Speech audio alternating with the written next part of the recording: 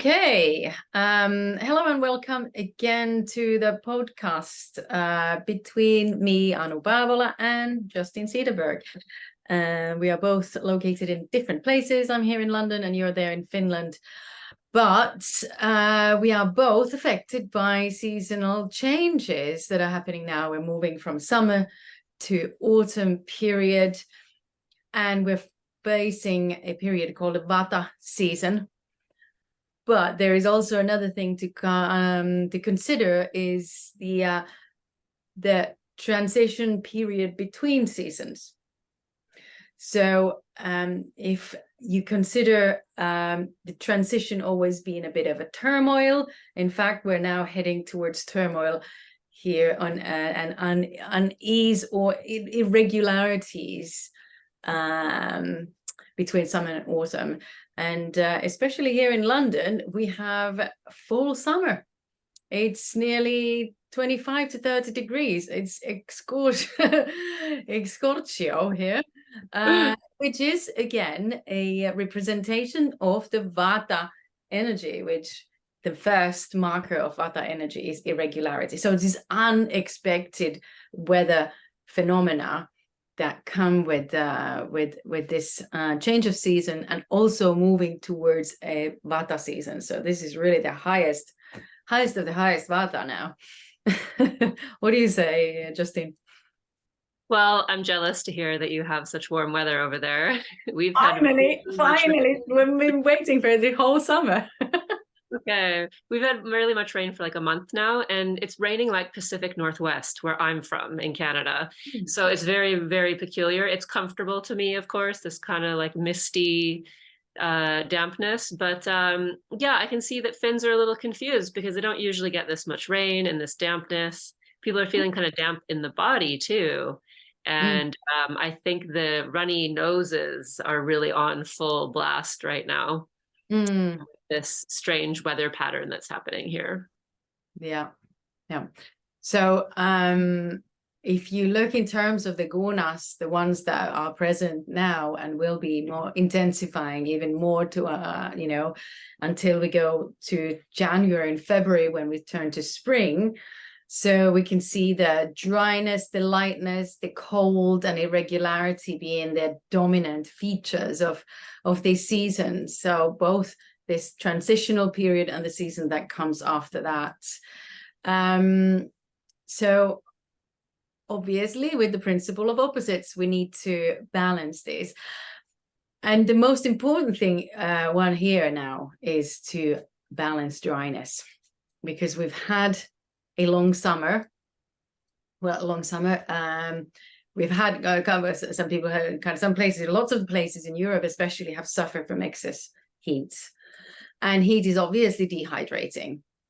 And so we have the exposures of sun that dehydrates the body. And then we're going to a period where naturally we get even more dehydrated. So the moisture in the body is really important to keep now at safe levels, because it easily goes to the levels where it starts irritating the nervous system. The nervous system is irritated by cold, lightness, irregularity, and dryness. So if you have dryness in your body, start getting itchy. Yeah, if you have cold, you start shaking. And if you have lightness, you can't stay still, and you can't ground. And irregularity is obviously very confusing for any information transmission that has to happen between the brain and the rest of the body. But yeah, so really that keeping warm and moist is quite important at this moment, so that we avoid the seasonal disorders of the autumn and winter period. Yeah, so are you're still experiencing quite a much heat there, and that's unusual, you said. Out of nowhere. We seem to have summer again, or the summer that we were all waiting for. That was the heat was taken from us and taken to the southern Europe, and Yeah, it's just an expression of imbalance. So we could expect tomorrow, anything could happen tomorrow. But yeah, this is some sort of like an Indian summer, which is even more dehydrating. But if you go and look at the harvest, what is harvest producing now is just even more water content in the produce. Exactly. So people have been kind of asking me, what to eat now, because it is that transitional time. They're like, is it pitta kind of foods? Is it more, or are we moving in already to more vata type of balancing foods? So we're kind of in that in-between phase, which I would say September. It's very short season, basically just September. We'd still need to have foods that are really moist. And there are a lot of cooling foods already in the garden and in nature right now. But I would suggest to people then they start spicing them up a little bit, like more of these sort of spices. Doesn't have to mean chili or spicy, but cooking spices and things like that. So for example, like cabbages, that whole cabbage family, those cruciferous vegetables, those are really abundant right now. We have an overflow of cauliflower in Finland, actually. So, I hear that. Yeah, like some crazy cauliflower party. So people are asking, I get gas when I eat those, but it's local and there's a lot of it right now. How can I eat it better without getting gas? So of course, cooking with lots of ghee is going to help, really adding that moisture to it, and then spicing it up, fenugreek, things that are going to be a little heating, but not too hot to chili. Yeah. Just your regulars, black pepper, cumin, fennel, fenugreek, might sound sort of exotic to some people, but still, even just black pepper, putting that a good amount will make digestion much easier. But also now it's really interesting to start fermenting and keeping things in storage. As the summer harvest is obviously abundant because the days are long. We need more energy, we need more sugar, but also the abundance can be brought into the winter. So the summer harvest is often, is often still, but in large extents, or the only sustenance during the winter. But because even though the qualities of summer harvest are designed to cool and hydrate in summer, but if you put them in salt, sugar, or brine, which is the vinegar, you change the gunas, you change the qualities of those foods. So the sour elements become more sweet if you put them in sugar, for example, the berries. And think about lingonberries in Finland, for example. You put them into sugar, they become more edible.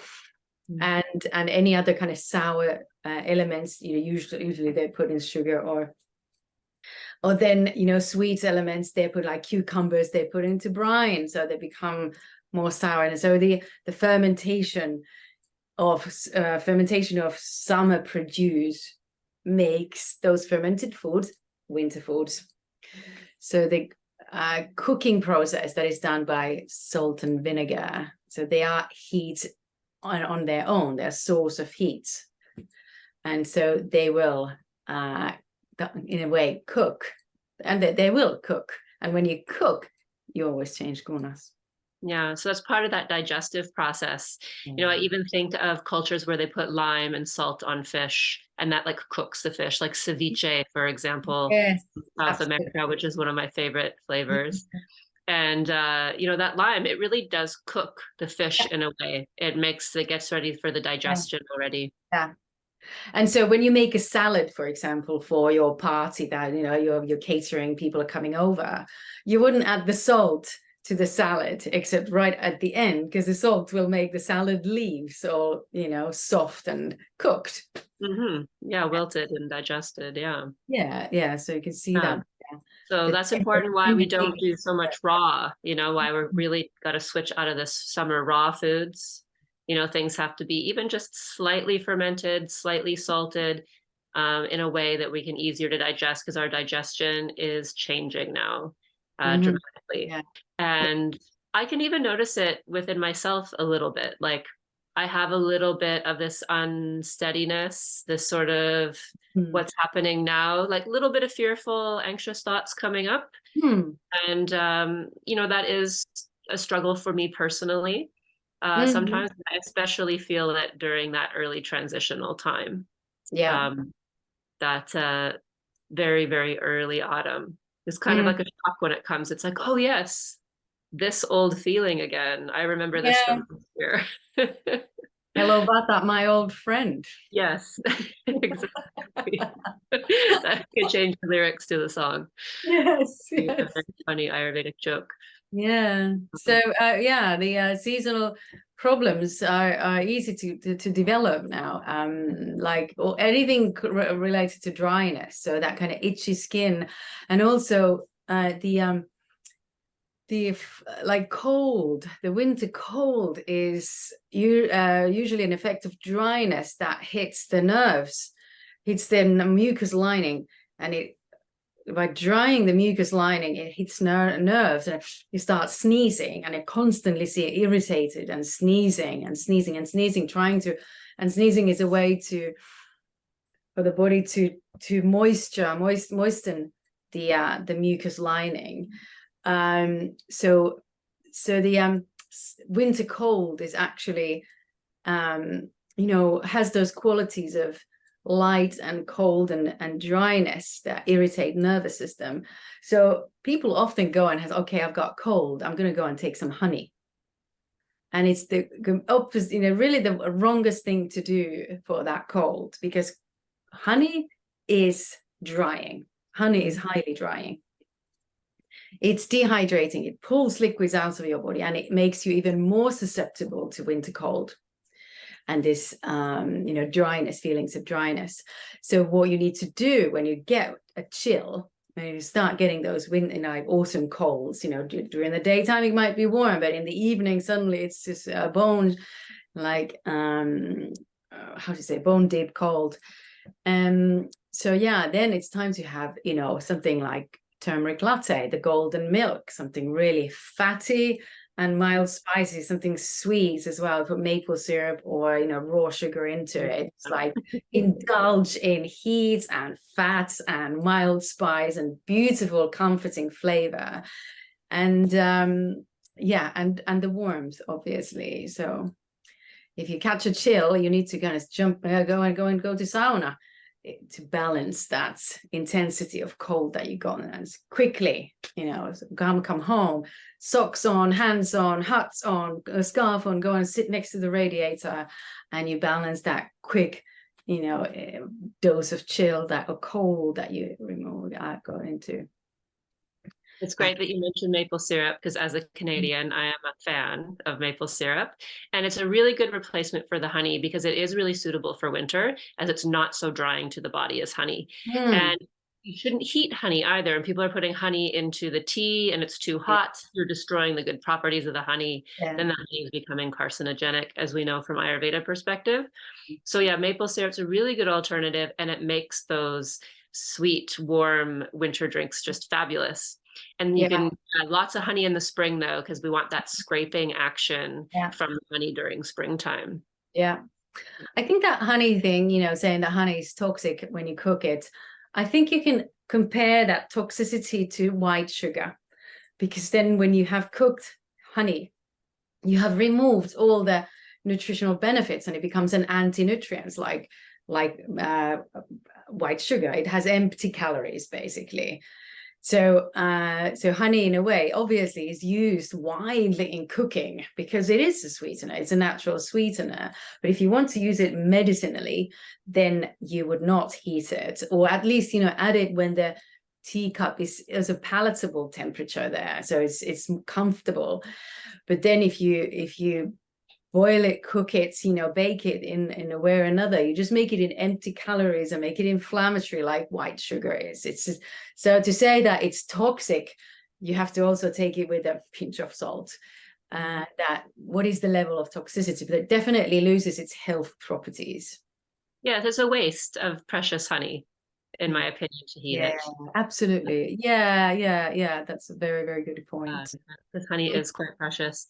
Yeah. And So they do say like the natural temperature of a beehive, Yeah. so about 35 Celsius, approximately, Uh-huh. something like that. I Okay. do a finger test. If my finger can go in the tea Yeah. and it doesn't Yeah. burn, then Yes. the Exactly. honey's ready to put in. Yeah. So the pinky test with the I tea. didn't know bee's nest is 35 degrees. Okay, great to know. Kind of like the maximum it gets. Maybe a little higher, maybe 38, 35, 38 maximum is Yeah. the natural state it would get. It would never get hotter It's than like that. body temperature. Yeah. Yeah, yeah. And So it's amazing to think, how warm the body is inside. Because if you have something that has 37 degrees warmth, it feels quite, warm, almost hot. But the what I want to say about honey still is that then honey is very, very appropriate in spring when the spring cold is usually thick and mucousy and cold and abundant, all the properties of kapha, and then honey is obviously perfect antidote for kapha. So in spring, honey is just the most adapt to pacify the spring cold, which is not actually spring cold, it's spring hot. Because in autumn and winter, when you catch cold, it's actually caused by cold and dryness that irritate the nerves and dry the mucus lining, and so on. So in spring instead, it is the warmth, increasing warmth, that starts melting the ice. So the mucus that we've developed over winter, then with the warmth, it starts melting and it's coming out. Yeah, so it's caused by warmth. So we shouldn't call it actually cold. It's a spring hot, spring heat. melt, we should call. So our Yeah. bodies are thawing just like the nature is. Yeah. And yeah, I tell clients, if they have a little bit of a runny nose in spring and if it's clear, there's no real mucus, it's not yellow or green. Yeah. It's a little clear, it's a little drippy. That's actually pretty natural because it is your body trying to melt the ama out of the body Yeah. from the winter time. So Mhm. ama, I don't know if we've covered that yet in the previous podcasts, but I'll just say quickly, there's different ways to terminology for ama, but some basic ones would be, undigested food and emotions, that builds up as toxicity in the body. Mhm. And so when ama becomes hard in the winter, in the body time, and in the spring, it actually starts to melt, Yeah. just Yeah. Yeah. like honey would be. So honey helps remove that hard ama from the body. And Yeah. that's often why we get spring flus and colds too, to just get like wring it out like a wet towel, just get it all out. Yeah. But like I said, having a little clear drip from the nose can be actually like a sign of health in the Yeah. springtime. Mm. That Yeah. almost. Now it would be not so seasonal to have honey anymore, and especially in terms of medicating winter cold, autumn cold. It can make things even worse. So if you have that kind of dry, irritable eyes are like, and the whole nose is doing, dip finger in the sesame oil and just kind of put that the oil in the nose and enjoy more fats. And even one of my students, she said in one session we had, she said, I wanted to really try your theory about this because I wasn't really sure, and I got the cold and I started getting that feeling, and I went and ate a really big portion of creamy pasta for lunch, and it was gone. So I created exactly the gunas that said were opposite to this, and yeah, off it went. And so it doesn't have to be a herb or anything else. It could be just a really nice nutritious plate of food, comfort food with fat and salt. Yes. So I suppose we can't stress more the importance of the gunas because that's a prime example, like trying to heal with food, food first before even Yeah, medicine, as preventative care and preventative measures. absolutely. Yeah. Food is your medicine if you know how to use it. It's like it can be your undoing if you don't know how to use it. But if you know the gunas, if you know the principle of opposites, you've got so much power in your hands to understand immediately if something's good for you or not, or then kind of reason it, use the yukti to see if, you know, what would be good for me in this moment, because I am having these, well, my fingertips are getting dry, I'm getting constipated, my eyes feel a bit itchy, I feel thirsty quite a lot, you know, my skin just doesn't feel like it's lustrous, and all these kind of things that are really good signs of dehydration. So yeah, obviously hot water, and things that maintain liquids in the body a bit more, like salt. In fact, salt is a very seasonal thing now. Licorice is another one. As a licorice tea, cinnamon and licorice tea by Pucker Herbs is really nice. Fennel tea and all these kind of mild fenugreek, like you mentioned earlier, was really good as well. I love licorice because, you know, it's a moistening agent. So most herbal teas you'll notice have licorice in there, at least a small amount, to balance that bitterness of the herbs. Yeah. And I also make my underrated herb. Use licorice as my sweetener. I use licorice as my cacao. So I make a cacao every morning before my meditation. So I put cinnamon, cardamom, ginger, turmeric, nutmeg, salt, licorice, and the cacao powder, and then some milk in it, and a teaspoonful of ghee. And that's like a really nice, beautiful, almost smoothie like drink, but it's so nice to be sweetening it with licorice, because it doesn't have that sugar. I do put some maple syrup into it, but because of the licorice, I don't have to put so much of it. Exactly, and the cinnamon too also helps a little. Not having to add as much sweet there. And yeah, this is a good point. We really shouldn't have so much cold smoothies anymore once the autumn arrives. You know, it's too cold for the gut. So people kind of ask, well, if I don't want to eat a whole meal, what do I have for breakfast then? And this is a good example, these kind of like warm, fatty kind of drink in the spiced, warm, fatty. Yeah. I haven't quite gone them yet here, because we have such long Vata season in Finland. It's like epic long here. So I'm not like quite ready to start yet. You know, it's like I've got like 6 months coming of where I'm going to be eating those kinds of foods. Yeah. So I definitely, during September, I transition slowly into the fatty, you know, still enjoying that like summer feeling a little bit, and still transition into those. And before we finish, important to make people also understand that now we start getting quite lots of sweet cravings. The chocolates and cakes, they become very, very attractive now, because the body wants to put on fat. So the metabolic activity mainly going on is blood is bringing fat to the tissues so that we have more sustenance during the winter months. So it's natural that every sugar bit that you eat is converted to fat at the moment, that can be converted to fat. So therefore we start craving. Usually it goes to me like September, October, November, end of November, I start, I don't want sugar anymore. But, you know, it's just really kind of the cravings of carbs and, you know, pasta and bread and cakes. So I do indulge on those at lunch. Then in the evening, I have more of a protein-based meal. But, you know, I don't spare myself from cakes or chocolates, but I do it at lunch, because at lunch you can cheat if you like. Yes, you have that rule for the lunchtime, kind of eat what you like. Yeah, that's good. That's healthy to have. You're gonna have that ice cream, have it at lunchtime.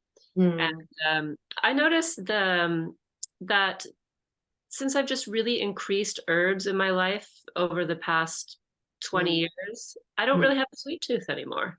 You know, that bitterness, having enough bitter in the diet really helps counterbalance that sweet, because when I was younger, I had a really strong sweet tooth, you know, even like in my early 20s, but then went really into herbs at a young age and really noticed that it's not really a strong desire.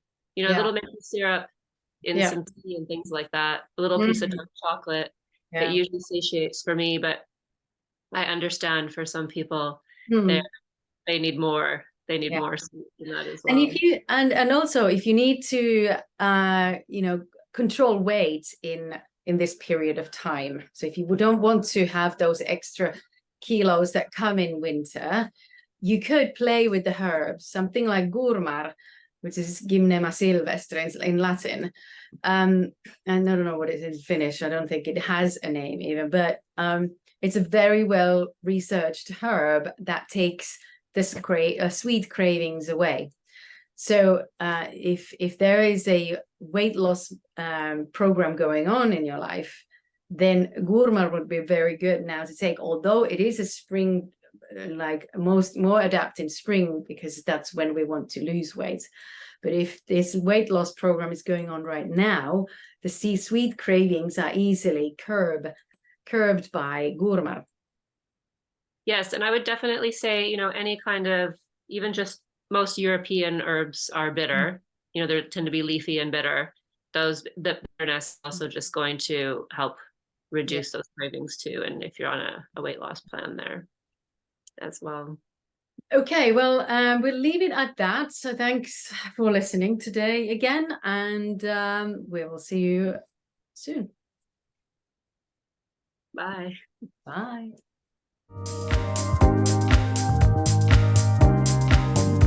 This podcast has been brought to you by Anu Paavola and Justine Cederberg, both Ayurvedic practitioners. The information provided in this podcast is for general information purposes only and is not intended to be a substitute for professional medical advice, diagnosis, or treatment. Always seek the advice of your physician or other qualified health provider regarding any medical condition or concerns you may have.